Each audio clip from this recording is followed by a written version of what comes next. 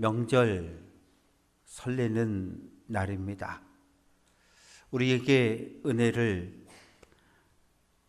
허락해 주신 하나님께 감사하는 마음으로, 하나님의 생명을 우리에게 전해 주신 부모님과 조상들을 기억하고 감사하는 마음으로, 모처럼 형제들, 자매들, 친척들이 한자리에 모여서 서로를 위로하고 격려하는 시간으로, 또한 고향과 부모님 곁을 방문한 자녀손들 모두가 단 한 건의 안전사고도 없이 행복하고 즐거운 명절을 보내고 돌아갈 수 있기를 주님의 이름으로 부탁드립니다.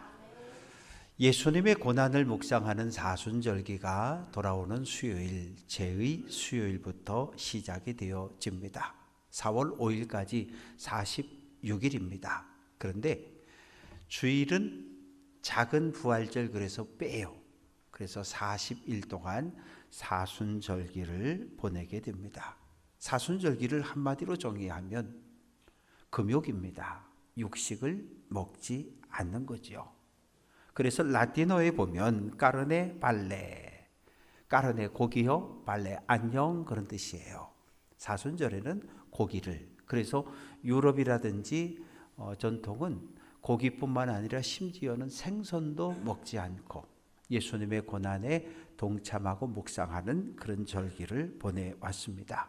그러다 보니까 사순절기가 시작되기 전에 고기를 좀 많이 먹어야 되겠다, 이런 생각들을 품게 되었고, 그것이 카니발이라는 이름, 축제로 바뀌어졌습니다. 프랑스의 니스 카니발, 이탈리아 베네치아 카니발, 그리고 브라질의 리우 카니발. 원래 의미는 사순절기를 준비하는 그런 시간인데, 지금은 아주 큰 축제로 의미가 바뀌어 버렸습니다. 마테라고 하는 사람은 가버나움 세관에 근무하던 세리였어요. 어느 날 예수님께서 너 나를 따라오너라 그랬더니 직장에 사표 던지고 예수님의 제자가 된 사람이 마태입니다. 마태는 예수님에 대한 이야기를 소개하는 마태복음을 우리에게 남겼는데, 특별히 오늘 말씀을 통해서 신앙생활의 경건함과 진실함에 대해서 권고하고 있습니다. 당시 바리새인들이나 서기관들이 말씀을 가르칠 때 모세는 이렇게 말씀하셨고 이사야는 이렇게 말씀하셨습니다, 이렇게 시작을 했는데, 마태복음 5장부터 7장까지는 산상수훈, 예수님께서 직접 가르치신 말씀입니다. 내가 너희에게 이른다, 내가 너희에게 이른다, 이런 표현이 자주 등장하고 있습니다. 하나님을 왕으로 모시고 살아가는 거룩한 백성들이 이 땅에서 어떠한 삶을 살아가야 하는지를 우리에게 권면하는 말씀입니다. 특별히 오늘 말씀 통해서 형식적인 종교 생활에 대한 경고의 말씀을 주고 있습니다. 1절은 사람에게 보이려고 그들 앞에서 너희 의를 행하지 않도록 주의하라. 주의하라, 마음을 단단히 붙들어 매라, 그런 의미예요. 신앙생활하면서 하나님이 아닌, 예수 그리스도가 아닌 사람의 눈을 의식하는 그 순간부터 우리의 신앙생활은 변질되기 시작합니다. 너희 의라고 하는 것은 마태복음 5장 16절에서 이야기하는 착한 행실, 구제, 기도, 금식을 이야기합니다. 유대인들은 그렇게 생각했어요. 하나님이 나에게 재물을 주신 것, 하나님이 나를 큰 부자로 만든 것, 그것은 가난한 사람들에게 구제하라고 나에게 주신 것이다. 가난한 사람을 구제하는 일을 자기 신앙이 좋다는 것을 드러내는 행위로 이해를 했습니다. 유대교는 구제를 아주 조직적으로 했는데 그 중심은 회당입니다. 첫째는 회당 은밀한 곳에 구제함을 놓아둡니다. 그러면 회당에 들어오는 부자들이 지갑을 열어서 거기다가 돈을 놓고 가죠. 또 물건을 놓고 갑니다. 그러면 가난한 사람이 이렇게 와서 아무도 회당 안에 없어요. 그때 필요한 만큼 가져갑니다. 두 번째는 매주 이 쿠파라고 하는 구제함을 들고 시장을 가정을 방문해서 이렇게 모금을 하게 됩니다. 그러면 금요일 오후 6시 안식일이 시작이 되어지니까 안식일 전에 회당으로 가난한 사람들이 다 모여드는 거예요. 그러면 그들에게 일주일 먹을 수 있는 양식을 구입할 수 있는 돈, 그리고 일주일 동안 입을 수 있는 옷을 살 수 있는 의복비를 골고루 나누어 주었습니다. 매일 구제도 있어요. 매일 쟁반을 들고 다니면서 가정이나 식당이나 이런 데 들려서 음식, 빵을 받기도 하고 과일도 받기도 하고, 그래서 그날 먹을 양식이 없어 굶주리는 아주 극빈자, 그리고 나그네들에게 음식을 골고루 나누어 주었습니다. 유대교는 선행과 구제를 종교적 의무로 생각을 했는데 문제가 생긴 거예요. 이 구제하는 것을 나는 하나님을 향한 내 믿음이 이만큼 크다는 것을 드러내는 수단으로 생각을 했습니다. 어느 이 바리새인이 큰 돈을 회당에 기부를 해서 나눠주게 됐어요. 그러면 연예인도 부르고 밴드도 동원해가지고 막 춤추고 나팔 불고 그러면 많은 사람들이 모여들어요. 그러면 거기에서 오늘 이 바리새인께서 얼마 헌금을 하셔서 오늘 이것으로 가난한 사람들을 나누어 주겠습니다. 그러면 막 박수를 치고 환호를 하고 이런 것을 기대했던 거죠. 예수님은 바리새인의 교만함이 가난한 사람들의 자존심과 마음을 상처내는 것, 그것을 경계하셨어요. 모든 영광은 하나님께 돌려줘야 하는데 이 바리새인께서, 긴 바리새인께서 사람에게 영광이 돌려지는 것을 하나님의 영광을 훔쳐가는 것이라고 그렇게 책망을 하십니다. 예수님 단 한 번도 구제하는 것, 선행하는 것을 반대한 적이 없으셔요. 다만 너희가 행한 구제가 하나님께 받은 은혜를 기억하고 감사한 마음으로 지갑을 여는 것인지 아니면 사람들의 박수와 사람들의 칭찬을 받으려고 하는 종교 행위인지 자기 자신에게 질문을 하라고 합니다. 만약에 사람들의 눈을 의식해서 박수를 받으려고 지갑을 열었다면 하나님께 받을 상급이 사라집니다. 외식하는 자라고 하는 것은 헬라, 로마 사회에서는 연극할 때 가면을 썼습니다. 우리도 옛날에 이렇게 탈을 뒤집어 쓰고 했던 것처럼요. 내가 왕은 아니지만 왕의 가면을 쓰고 왕의 역할을 해요. 또 어떤 사람은 군사의 역할을 하고 어떤 사람은 종의 역할을 합니다. 그런데 나는 슬픈 일을 당해서 마음이 너무너무 아프고 고통스러운데 내가 맡은 배역이 환하게 웃는 역할이에요. 어떤 거예요? 겉과 속이 전혀 다른 것이지요. 하나님께 대한 감사한 마음이 없어요. 큰 부자가 됐는데 감사한 마음이 없어요.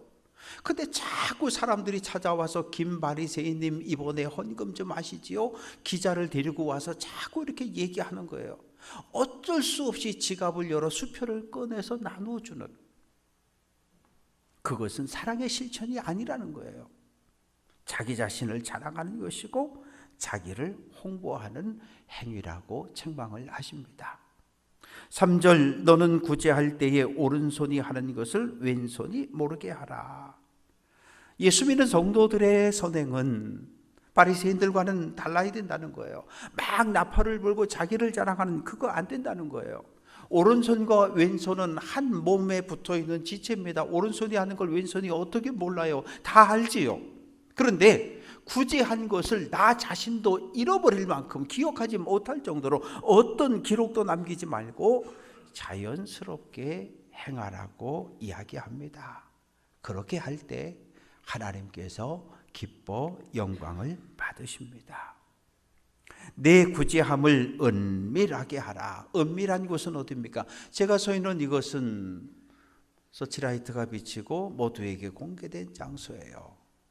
저에게서 은밀한 곳, 여기서는 찬양대 요 뒤쪽 끝부분 안 보여요. 여러분들에게 은밀한 것은 강단 좌우에 있는 문 닫힌 창고일 것입니다. 사람의 관심은 강단에 서 있는 목회자에게, 찬양대에게 시선이 쏠릴 수 있지만 하나님의 관심은 어두운 곳, 은밀한 곳에 가슴을 치며 울고 있는 그 사람에게 하나님의 시선이 머물고 있습니다. 세상은 언제나 1등에 관심을 가져요. 2등, 3등 아무도 관심 갖지 않습니다. 오직 1등, 오직 1등. 과정 중요하지 않아요. 하나님도 그러실까요? 사무엘상 16장 7절입니다. 같이 한번 해볼게요. 사람은 외모를 보거니와 나 여호와는 중심을 보느니라. 하나님은 우리와 달라요. 우리는 1등, 1등, 1등, 최고, 최고 그러는데 하나님은 과정을 보시고 눈에 보이지 않는 그 사람 마음속에 감추어진 생각까지 보십니다. 우리의 믿음의 생활이 사람을 의식하기 시작하는 그 순간 변질되기 시작하는 거예요. 목사가 성도들의 눈빛을 의식하는 그 순간 강단에서 선포될 말씀이 굴절되기 시작하는 거예요. 교인들이 싫어하는 소리 안 하게 되죠. 이 설교를 하면 교인들이 화가 나겠지, 안 하게 되는 거예요. 이 이야기를 하면 복 받으라고 그러면 아멘하고 박수 치겠지, 자꾸 그렇게 변질되어져 갑니다.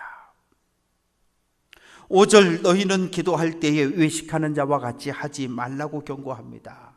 외식하는 자라고 예수님께 책망받았던 바리새인들, 하루 3번 철저하게 기도한 사람들이었어요. 오전 9시, 낮 12시, 오후 3시에 기도했습니다. 여행을 가다가 길을 가다가 12시가 되고 오후 3시가 되면 그 자리에 서서 손을 들고 기도한 사람들이에요. 그게 나쁘다는 거 아니에요. 문제는 지금 내가 우리 집에서 출발해서 8호 광장까지 걸어가면 한 15분쯤 걸리겠지? 그러면 15분 전에 집을 나서는 거죠. 그리고 오후 3시 정각에 8호 광장에 도착하는 거예요. 손을 높이 들고 살아계신 하나님, 내 기도를 들어달라고 소리치는 거예요. 집에서 출발해서 오후 3시 동부시장 한가운데 도착하는 거예요. 손을 높이 들고 살아계신 하나님, 내 기도를 들어달라고. 그러면 주변에 사람들이 모여들어요. 와, 김바리새인님 오늘도 나오셨구나.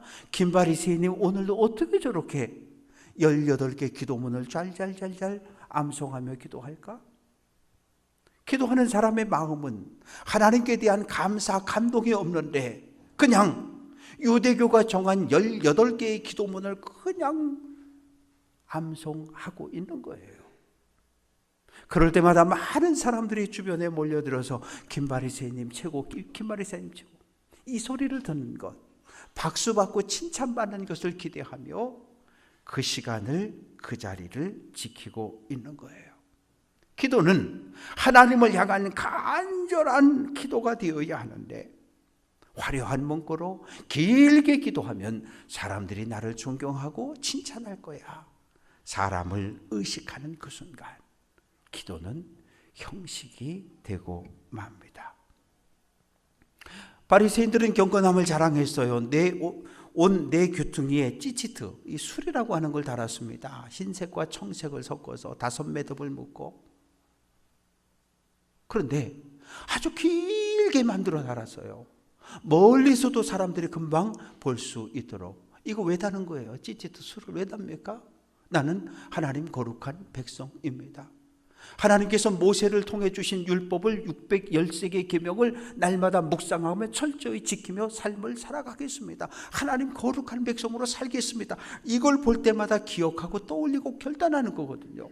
그런데 바리새인은 길게 만들어서 많은 사람들이 보고서 와, 우리 김바리새인 참 의로운 사람, 참 좋은 사람, 칭찬받는 것을 기대했기 때문에 예수님께 겉과 속이 다르다고 책망을 받았습니다. 우리는 기도를 하나님과의 대화라고 배웠습니다. 정말 잘 가르치고 잘 배운 거예요. 하나님과의 대화, 방향성이 중요한 거예요. 기도할 때 우리의 방향성은 하나님 한 분이에요. 예수 그리스도의 십자가입니다. 예수님 바리새인들의 어떤 모습을 책망하셨을까요? 기도할 때 하나님을 의식하지 않아요. 손은 하늘을 향해서 높이 들고 여호와 하나님이여 라고 외치지만 그 마음과 그 눈빛은 사람들을 바라보고 있어요. 사람들이 나를 어떻게 바라보고 있는가? 존경하는 표정인지 아니면 박수칠 준비를 하고 있는지 사람들을 의식합니다. 사람을 의식한 그 순간 나의 기도는 하나님께로 올라가지 못하고 허공으로 흩어져 버립니다. 그런 바리새인들을 향해 예수님께서 자기 상을 이미 받았다라고 선언을 하셔요. 상을 받았다, 상업 용어입니다. 우리가 가서 가전제품을 샀어요. 돈을 지불하면 영수증을 끊어줍니다. 영수증을 끊어주는 그 순간 모든 계산은 끝난 거예요. 하나님을 향한 기도가 아니라 사람을 향한 기도였기 때문에 사람에게 박수를 받고 사람에게 칭찬을 받는 그곳으로 계산이 끝났다는 거예요. 하나님께 받을 상급이 없다는 거예요. 왜? 하나님을 향한 기도가 아니었으니까, 사람을 향한 기도였으니까 칭찬과 박수와 환호 소리로 이미 계산이 끝났다는 거예요. 사랑하는 성도 여러분, 오늘 우리의 기도의 방향은 어디를 향하고 있습니까? 6절, 너는 기도할 때에 내 골방에 들어가 문을 닫고 은밀한 중에 계신 내 아버지께 기도하라. 골방이 보통 30평형 아파트 가면 방이 3개 있잖아요. 하나 거기다 골방 써붙인다고 우리는 그렇게 이해하는데 그렇지 않아요. 유대인들의 가옥 구조를 보면 30년 전, 40년 전처럼 그냥 넓은 하나의 방에 3대, 4대가 함께 생활했어요. 방 한쪽 구석에 이 골방을 만들어 놓는 겁니다. 방 안에 제일 구석, 은밀한 곳. 사람이 들어가 잠을 자는 장소가 아니고요. 거기는 금은 보석과 집 등기와 이런 신용카드, 아주 이렇게 중요한 것들을 거기다 보관하는 장소입니다. 도둑이 들어오지 못하도록 다른 벽보다 훨씬 더 두껍게 벽을 쌓았습니다. 그리고 반드시 자물쇠를 채웠어요. 아무나 못 들어갑니다. 남편만, 아버지만 열고 들어갈 수 있어요. 그런데 왜 예수님은 그 골방에 들어가서 기도하라고 그랬을까요? 골방은 창문도 내지 않아요. 빛이 없어요. 들어가서 문을 닫는 그 순간 깜깜해집니다. 세상과 완전히 관계가 단절이 되어집니다. 골방에 들어가는 그 순간 사람을 전혀 의식하지 않아도 돼요. 사람들의 칭찬, 환호성 기대할 필요가 없습니다. 왜 골방에서 기도하라고 말씀하실까요? 가장 귀한 귀중품 금은 보석을 골방에 보관하는 것처럼 골방에 들어가 하나님께 참된 기도, 하나님과의 올바른 대화, 그것 자체가 우리 인생의 가장 소중한 귀중품임을 깨닫기를 원하셨습니다. 문을 닫으라. 가장 가까운 가족들과도 관계를 끊어버리라는 거예요. 골방에 들어가면 오직 한 분 하나님만을 의식하고 하나님만을 바라보는 거예요. 여러 사람들이 모여 기도할 땐 목소리 크게 내서 기도 못해요. 왜? 사람들이 내 기도 다 듣고 있다가 아이고 아무개 권사님 애가 속을 썩였나 보네, 아이고 아무개 권사님 남편이 속을 썩였나 보네, 다 알고 금방 소문이 나거든요. 근데 골방에 들어가 기도하면, 문을 닫아버리면 내 마음 속에 있는 희로애락의 모든 감정과 고통들을 다 드러낼 수 있는 거예요. 아픔, 슬픔, 괴로움. 예레미야 애가 2장 19절 같이 한번 해볼게요. 내 마음을 주의 얼굴 앞에 물 쏟듯 하라. 골방에 들어가면 거룩한 척할 필요가 없어요. 그냥 통곡하고 토해내고 하나님 앞에 내 마음속의 모든 것을 그냥 다 쏟아내는 장소가 골방입니다. 예수님 골방 기도의 본을 보여주셨어요. 마가복음 1장 35절, 새벽 아직도 밝기 전에 예수께서 일어나 한적한 곳으로 가사 거기서 기도하셨다. 새벽 아직도 밝기 전, 분주함이 일어나지 않을 때, 욕망과 탐욕이 일어나지 않는 시간. 그래서 우리도 한날의 첫 시간, 어둠이 남아있는 새벽을 깨워 주님 앞에 기도하기 위해 교회를, 예배당을 찾아옵니다. 한적한 곳은 광야예요. 사람이 살지 않은 곳입니다. 새소리만 들려요. 사람의 소리 전혀 들리지 않는 그곳이 하늘 아버지의 음성을 가장 크게 들을 수 있는 장소가 한적한 곳, 광야입니다. 우리도 매일매일 나만의 골방으로, 나만의 한적한 곳으로 나아가야 합니다. 하루에 1시간 자동차를 타고 출퇴근을 합니다. 그러면 출퇴근하는 그 자동차 안 홀로 있는 그 시간이 하나님을 만날 수 있는 골방이 될 수 있습니다. 새벽 일어나서 어둠이 남아있는 첫 시간, 예배당 안에서 남편도 출근하고 아이들도 학교 간 홀로 있는 거실, 주방이 하나님을 만날 수 있는 나만의 골방이 될 수 있습니다. 누가복음 6장 12절, 예수께서 기도하시러 산으로 가사 밤이 새도록 하나님께 기도했다. 유대인들은 산을 하나님을 가장 가까이서 만날 수 있는 곳으로 생각했어요. 높은 산으로 올라가면 올라갈수록 사람의 목소리가 전혀 들리지 않아요. 이 수평, 사람을 의식하지 않고 오직 수직 하나님만을 의식할 수 있는 장소가 산 꼭대기입니다. 그래서 산 꼭대기가 또 하나의 골방입니다. 골방 기도. 내가 골방으로 들어가 문을 닫으면 그 은밀한 곳에 이미 주님이 계시는 거예요.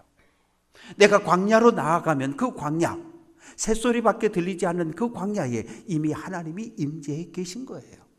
내가 산꼭대기로 올라갔을 때 그 산꼭대기, 그곳에 이미 하나님께서 임재해 계신 거예요. 뭐 하시려고? 우리의 기도를 들으시고 응답하려고요. 가슴을 치고 어깨를 떨며 통곡하며 기도할 때 이미 그곳에 계신 하나님께서 나를 끌어안고 토닥토닥 거려 주셔요. 사람이 아니라 하나님을 의식하고 하나님을 바라보며 하나님 앞에 간절히 기도할 때 하나님께서 상급을 하늘 창고에 차곡차곡 쌓아 주십니다.